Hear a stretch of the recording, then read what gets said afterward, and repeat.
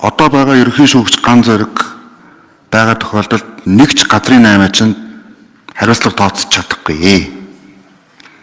Ягаад гэвэл энэ бүх газруудын цаана нууцаар байранд орсон сууц өмчлөгчтэй холбоотой хуульцсан нөхдүүд бүгдээрээ шүүгч нар байна. Удахгүй алтан гэрэл сайд тэр шүүхийн үг оруулж ирэх баг. Шүүгч нар хэрэгэж хийж чадах байсан. Тийм учраас би парламентыг уриалж энэ дээр сонсгол хийх ёстой. Олон нийтийн мэд хэрхийг хангах ёстой. Хоёрдугаарт өнгөрсөн 7 хоногийн засгийн газрын хуралдаан дээр энэ отгуудыг ярьсан. Одон төвөө дарга бас энэ дээр хариулт өгч зүйтэй байхаа. Ерөнхий сайдын байр суурь байгаль орчны яам газар олгох утгагүй гэж үзэж байгаа. Яагаад тэгэхээр утга гэдэг бол би одоо дахиад хэлье. Буулгаад авч явж болдог одоо ийм аялал жуулчлалын байгууламжийг л одоо утга гин гэж ойлгоод байгаа.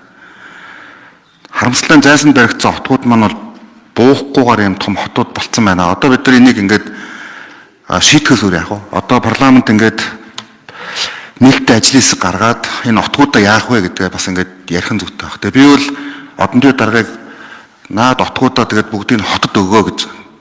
Цаашдаа харин 20-40 батлагдаад отог байшин болдгоо юмыг л одоо хэдүүлээ хийх хэрэгтэй. Гэхдээ би алтан гэр сайттай санал нэг байгаа.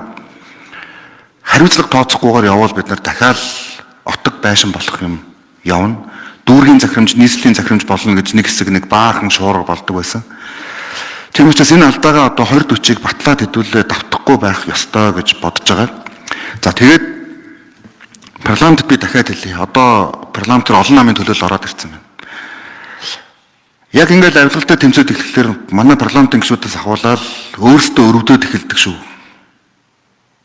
Нэг мэтгэл нөгөө талд гарцсан байж байна. За энэ ер нь одоо ингээд энэ авилгалтай тэмцэл ер нь манай ах トゥ хамаатан садныг шалгах гэдэг юм биш үү?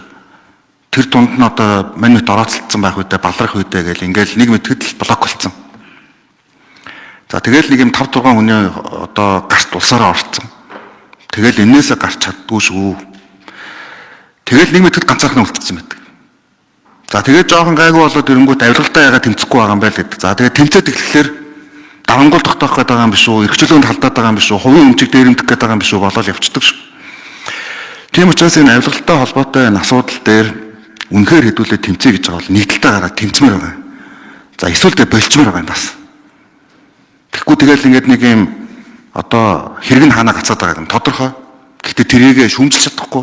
Байшин хэнийх нь одоо хийгдээд байгаа юм тодорхой. Буулгыг гэхэлэр хувийн өмчт халдаад байгаа ингээд бүгдээрээ яриад байдаг. За тэгвэл болчих гэхэлэр дараагийн тийм байшин баригдчихна. Энд чинь л одоо таны яриад байгаа отог байшин болсон түүх байхгүй юу? Отог байшин болсон газар ямар юмны ерөнхий төлөвлөгөө байх юм бэ? Юун ерөнхий төлөвлөгөө? Отог байшин болсон хотод ерөнхий төлөвлөгөө байх боломжгүй байхгүй юу? Цаашдаа ч юм байна.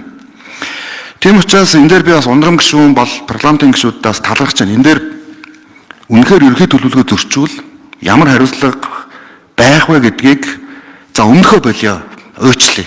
Бас аливаа нэг зүйл асуудалтай шилжилтийн үе байсныг ойлгож байна. Харин 2040 батлагдсанаас хойш өмнөх алдаануудаа хэрвээ давтвал маш уйтгартай.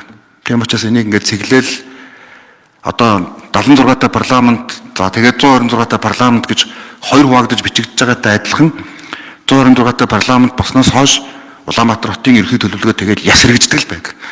Ингэж л хийж чадахгүй бол бид нар үүн дээр бол асуудал болно. Тэгээ шүүхийг хандаж хэлэхэд ерөнхий сайдыг огтруулах гээд ерөнхий зөвлөлийн гишүүдэд архитуулаад явж байхын оронд наад авилагчтайгаа тэмцэв.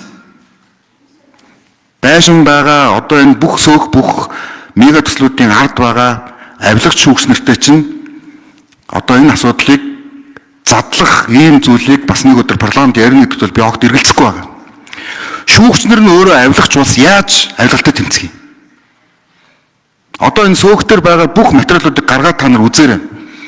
Бүх байшинд орц орцоор тэднэр л орсон байна. Мега төслүүдийн ард байгаа бүх зүйлийг ард нь үзээрэй.